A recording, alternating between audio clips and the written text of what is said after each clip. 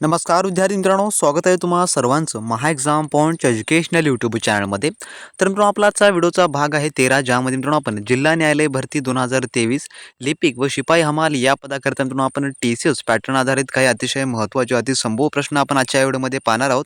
जर मित्रांनो तुम्ही या मागील व्हिडिओचे पार्ट पाहिले नसाल तर त्या संपूर्ण व्हिडिओची लिंक तुम्हाला खाली मित्रांनो डिस्क्रिप्शन बॉक्समध्ये मिळेल. तुम्ही तेथून ते देखील मित्रांनो संपूर्ण व्हिडिओ पाहून घ्या. त्यामध्ये देखील आपण अतिशय महत्त्वाचे प्रश्न कव्हर केलेले आहेत. आणि मित्रांनो, यामधले बहुतांश प्रश्न तर तुमच्या परीक्षेला 100% फिक्स येणारे आहेत. त्यामुळे मित्रांनो तुम्ही व्हिडिओला खूप काळजीपूर्वक पहा मित्रांनो. तर मित्रांनो, आपल्या आजच्या या भाग 13 मधला प्रश्न क्रमांक पहिला असा आहे, जो की प्रश्न क्रमांक 1. भारताचे उपराष्ट्रपती कोणाकडून निवडले जातात? तर जे भारताचे उपराष्ट्रपती असतात ते. तर याचं उत्तर जे आहे मित्रांनो ते आहे ऑप्शन नंबर 3, संसदेचे दोन्ही सभागृहाचे निर्वाचित सदस्य. तर जे संसदेचे दोन्ही सभागृहाचे निर्वाचित सदस्य असतात त्यांच्याद्वारे जे आहे जे की भारताचे उपराष्ट्रपती यांची निवड जे की केली जाते.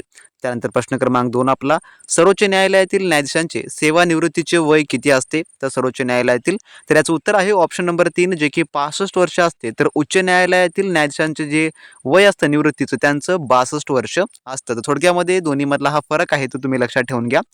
त्यानंतर प्रश्न क्रमांक 3 आपला, कोणत्या घटनादुरुस्तीमुळे राज्यघटनेतील संपत्तीचा मूलभूत अधिकार वगळण्यात आला?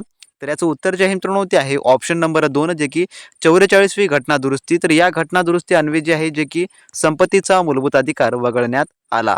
त्यानंतर प्रश्न क्रमांक 4 आपला, भारतीय राज्यघटनेच्या उद्देशपत्रिकेमध्ये कोणत्या घटना दुरुस्तीद्वारा समाजवादी व धर्मनिरपेक्ष हे शब्दप्रयोगी समाविष्ट करण्यात आलेत? तर याचं उत्तर आहे ऑप्शन नंबर 2, जे की 42वी घटना दुरुस्ती यानुसार. त्यानंतरचा प्रश्न क्रमांक 5 आपला, खालीलपैकी कशाशी फोर्थ इस्टेट ही संज्ञा निगडीत आहे? तर याचं उत्तर जे आहे मित्रांनो ते आहे ऑप्शन नंबर 4, जे की राष्ट्रीय वृत्तपत्रे याच्याशी निगडीत आहे. त्यानंतरचा प्रश्न क्रमांक आपला 6, राज्य शासनाबाबत मार्गदर्शक तत्वे घटनेच्या डॅश या भागात समाविष्ट आहेत? तर याचं उत्तर जे आहे ते आहे ऑप्शन नंबर 2, जे की घटनेच्या 4थ्या भागामध्ये समाविष्ट आहेत. त्यानंतरचा प्रश्न क्रमांक 7 आपला, पंचायत समितीचा सचिव म्हणून कोण काम करतो?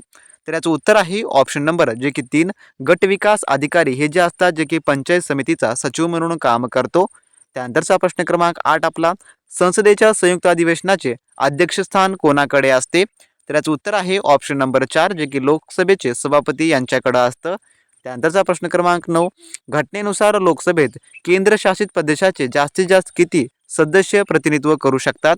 तर याचं उत्तर आहे ऑप्शन नंबर 1, जे की 20 सदस्य प्रतिनिधित्व करू शकतात.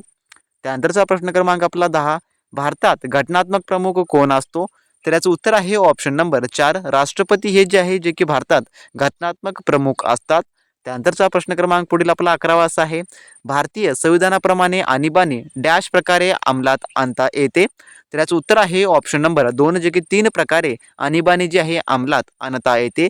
तसे मित्रांनो, तुम्हाला जिल्हा न्यायालय भरतीच्या A to Z व परिपूर्ण तयारीसाठी तुम्ही अजूनही आपले TCS पॅटर्न आधारित एक्सपेक्टेड क्वेश्चनचे टेस्ट व नोट्स मिळवत असाल तर लगेच मित्रांनो तुम्ही आपल्या व्हॉट्सअप चॅनलशी कॉन्टॅक्ट करून मित्रांनो ते सर्व काही मिळवून घ्या. परीक्षा दृष्टिकोनातून आपण अतिशय महत्त्वाचं अतिसंभव आहे सर्व काही त्यामध्ये आपण कव्हर केलं आहे.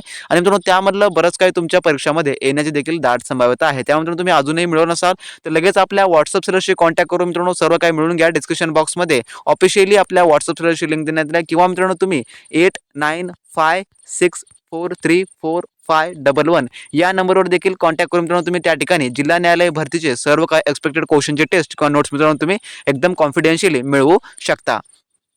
त्यानंतर मित्रांनो आपला प्रश्न क्रमांक 12 असा आहे, गावात कोतवालाची नियुक्ती कोण करतो? तर याचं उत्तर आहे ऑप्शन नंबर 2, जे की तहसीलदार हे जे आहे कोतवालाची नियुक्ती करतात. त्यानंतर प्रश्न क्रमांक 13वा, भारतात अंदाजपत्रकाचे औपचारिक नाव कोणते? तर याचं उत्तर आहे ऑप्शन नंबर 4, ज्याला की वार्षिक आर्थिक विवरणपत्र असं म्हटलं जातं. त्यानंतरचा 14वा प्रश्न, भारतात नियंत्रक व महालेखा परीक्षक कोण नियुक्ती करतो? तर याचं उत्तर आहे ऑप्शन नंबर 4, राष्ट्रपती हे करतात. त्यानंतरचा 15वा प्रश्न, पंचायत 15वा प्रश्न, पंचायत राज्यघटनेतील कोणत्या आर्टिकलमुळे अस्पृश्यता नष्ट होऊन अस्पृश्यता पाळणे हा शिक्षेस पात्र गुन्हा ठरले आहे? तर याचं उत्तर जे आहे ते आहे ऑप्शन नंबर 2, कलम 17 अन्वये. त्यानंतरचा 16वा प्रश्न, भारतीय संविधान ह्या तारखेपासून अंमलात आले? तर याचं उत्तर आहे ऑप्शन नंबर 3, 26 जानेवारी 1950 पासून. त्यानंतरचा 17वा प्रश्न, जिल्हा परिषदेच्या उपाध्यक्षाचा राजीनामा कोण स्वीकृत करू शकतो? तर याचं उत्तर आहे ऑप्शन नंबर 3, जे की जिल्हा परिषद अध्यक्ष. त्यानंतरचा प्रश्न आपला 18वा, खालीलपैकी कोण पंचायत समितीचे बेकायदेशीर ठराव स्थगित करू शकतो? तर याचं उत्तर आहे ऑप्शन नंबर 1, जे की आयुक्त.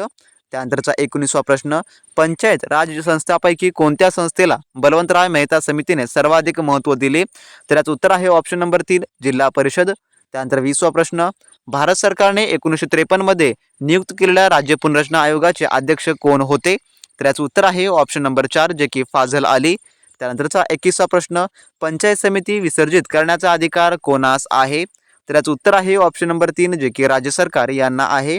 त्यानंतर 22वा प्रश्न, भारतीय संघराज्यात किती घटक राज्ये व केंद्रशासित प्रदेश आहेत? तर याचं उत्तर जे आहे ते आहे ऑप्शन नंबर 3 जे की 28 व 7. त्यानंतरचा प्रश्न क्रमांक 23, पंचायत प्रशासन गट 9 याचा अर्थ कोणता? तर याचं उत्तर जे आहे ते आहे ऑप्शन नंबर 2 जे की तहसील असा जो आहे याचा अर्थ होतो. त्यानंतरचा 24वा प्रश्न, खालीलपैकी कोण ग्रामपंचायतीच्या बैठकीची अध्यक्षता करतो? तर याचं उत्तर जे आहे ते आहे ऑप्शन नंबर 4 जे की सरपंच हा जो आहे जे की ग्रामपंचायत बैठकीचा अध्यक्षता करतो म्हणजे की अध्यक्ष असतो. त्यानंतर प्रश्न 25वा, समाजवादी आणि धर्मनिरपेक्ष हे शब्द डॅश घटनादुरुस्तीने समाविष्ट केले गेले आहेत? तर याचं उत्तर आहे ऑप्शन नंबर 4 जे की 42व्या घटनादुरुस्तीने समाविष्ट करण्यात आलेले आहे. मित्रांनो, असे हे आपल्या आजच्या व्हिडिओमधले टॉप 25 क्वेश्चन होते आणि यापैकी मित्रांनो कोणताही प्रश्न तुमच्या परीक्षेमध्ये येऊ शकतो हे 100% फिक्स आहे मित्रांनो. त्यामुळे व्हिडिओला खूप काळजीपूर्वक पाहिला नसाल तर परत एक वेळेस मित्रांनो व्हिडिओ प्ले करून तुम्ही आपला हा व्हिडिओ नक्की पहा. आणि अशा प्रकारचे व्हिडिओ लेक्चर आपल्या चॅनलवर रेग्युलरली मित्रांनो आपण अपलोड करत असतो. त्यामुळे आपल्या चॅनलला सबस्क्राईब केलं नसेल सबस्क्राईब करून घ्या. आणि ज्या विद्यार्थ्यांना TCS पॅटर्न आधारित एक्सपेक्टेड क्वेश्चनचे टेस्ट किंवा नोट्स हवे असतील किंवा MCQ क्वेश्चन बँक्स हवे असतील तर मित्रांनो नक्की आपल्या व्हॉट्सअप सर्व्हिसशी कॉन्टॅक्ट करा. ते लगेच तुम्हाला 5 मिनिटाच्या आत सर्व काही उपलब्ध करून देतात असं मित्रांनो. तर रेग्युलरली व्हिडिओच्या अपडेटसाठी चॅनलला सबस्क्राईब करा, या व्हिडिओला लाईक करा आणि तुमच्या मित्रांसोबत हा व्हिडिओ जास्तीत जास्त शेअर करायला मात्र विसरू नका. तर भेटा नेक्स्ट व्हिडिओमध्ये नवीन प्रश्नांसोबत नवीन अपडेटसोबत. तोपर्यंत मित्रांनो बी प्रॅक्टिस क्रॅक एक्झाम.